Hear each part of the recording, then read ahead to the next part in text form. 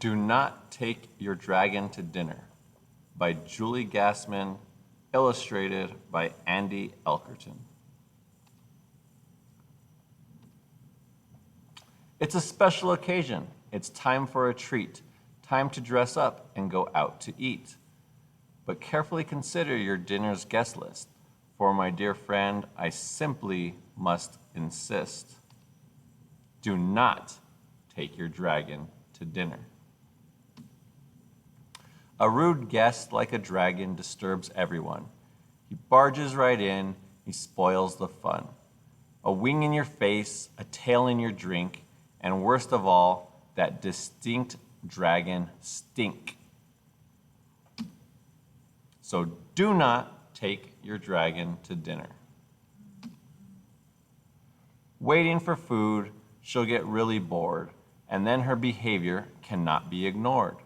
She'll grab for your phone, she'll crawl on the floor, she'll stand on the table and let out a roar. So do not take your dragon to dinner. You may believe that once food is in sight, your dragon will sit and be so polite. But he'll pick up his bowl, he'll drink with a slurp, and then he'll let out a fiery burp. So do not take your dragon to dinner. Dragons are known for taking big bites.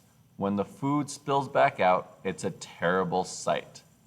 She pounds on the table, she plays with her food, she picks at her fangs, she's very, very rude.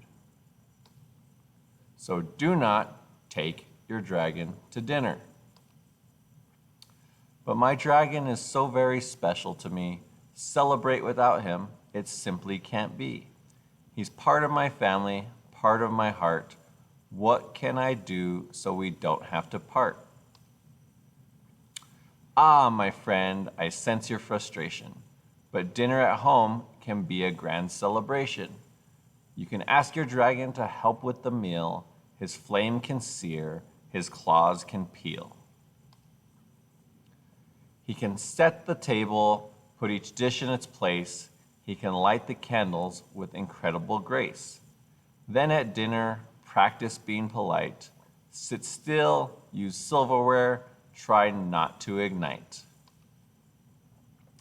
Ask him to use napkins instead of his wings. Remind him to ignore the phone if it rings. Encourage him to close his mouth when he chews, and be sure to remember his pleases and thank yous. Practice this often, and your etiquette beginner will soon be taking you out to dinner. The end.